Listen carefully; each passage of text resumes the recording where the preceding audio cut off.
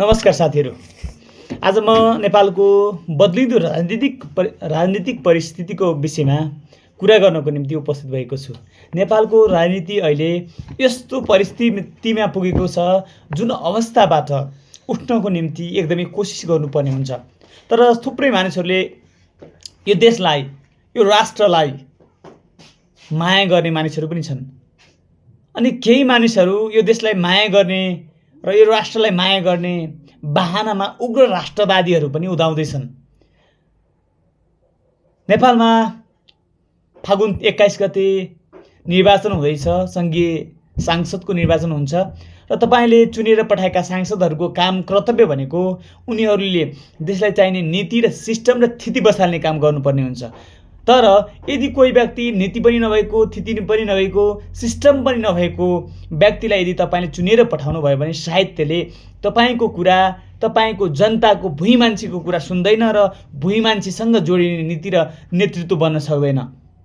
त्यसकारणले मेरो नम्र निवेदन छ, 21 गते चुनाव आउँदैछ। सम्पूर्ण देशवासी, आदरणीय दाजुभाइ दिदीबहिनी तथा जनसमुदायहरूमा म अनुरोध गर्न चाहन्छु कि तपाईँहरूले आफ्नो भोटको मूल्य मासु भात र रक्सीमा नबेच्नुहोला, 500 को नोटमा नबेच्नुहोला, 1000 को नोटमा नबेच्नुहोला। यदि तपाईँले आफ्नो भविष्यका बच्चा बच्ची, छोराछोरीको भविष्य उज्जवल भएको हेर्न चाहनुहुन्छ भने तपाईँको भोट सही ठाउँमा र सही व्यक्तिलाई दिनुहोला।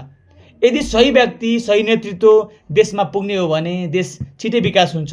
तर गलत प्रवृत्ति, गलत नेतृत्व देशमा पुग्यो भने फेरि देश विनाश हुन पनि समय लाग्दैन। र जसरी नेपालमा भ्रष्टाचार मौलाइरहेको छ, भ्रष्टाचारहरू बढ्दैछन्, भ्रष्टाचारका विभिन्न फाइलहरू खोल्दैछन्, तर खोलेर पनि जुन सिस्टम चेन्ज गर्नुपर्ने थियो, सिस्टममा विकास गर्नुपर्ने थियो, त्यो सिस्टम विकास हुन सकेको छैन। र सिस्टम विकास गर्नको निम्ति तपाईँले एकजना राम्रो व्यक्तिलाई मात्र चुनेर पनि हुँदैन, किनभने यो संसदीय व्यवस्थामा, बहुदलको व्यवस्थामा बहुमतको कदर हुन्छ। त्यसकारणले बहुमत पुग्ने गरी तपाईँलाई मनपर्ने व्यक्तिहरूलाई चुनावमा भोट हाल्नुहोला भन्ने मेरो अनुरोध छ। त्यही अनुसार तपाईँले गर्नुहुन्छ भन्ने पनि म आशा गर्दछु।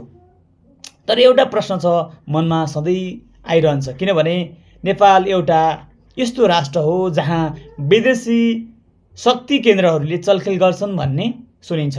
तर अहिलेसम्म पनि कसैले प्रमाणित गर्न सकेको छैन। कसैले लुसिफर भन्छ, कसैले विदेशबाट चलेको भन्छ, कसैले इन्डियाबाट चलेको भन्छ। तर स्वाभाविक हो, हामी दुईटा देश, एकदमै शक्तिशाली देशहरूको बिचमा छौँ र पनि अलिअलि उनीहरूको चाहिँ हुनसक्छ। तर कसैले आरोप लगाएको आधारमा, फेसबुकमा भनेको आधारमा कसैप्रति विश्वास गर्नु पनि हाम्रो मूर्खता हुन्छ। त्यसकारणले हामीले आफ्नो भोटलाई चाहिँ आफ्नो दिमागले प्रयोग गरेर, आफ्नो मन प्रयोग गर्नुहोस्, एकचोटि सम्झनुहोस्। ती साना बाबु नानीहरूका, तपाईँका नाति नातिनीको भविष्य सम्झिनुहोस्, तपाईँका छोराहरूको भविष्य सम्झिनुहोस्, अनि त्यसपछि भोट हाल्नुहोस् भन्ने मेरो अनुरोध छ। त्यसकारणले फागुन 21 गते हुने चुनावलाई सफल बनाउनको निम्ति सम्पूर्ण नागरिकहरू, सम्पूर्ण देशभक्त र देशप्रेमी नागरिकहरू चुनावमा सहभागी हुनुहोला। धन्यवाद, नमस्कार।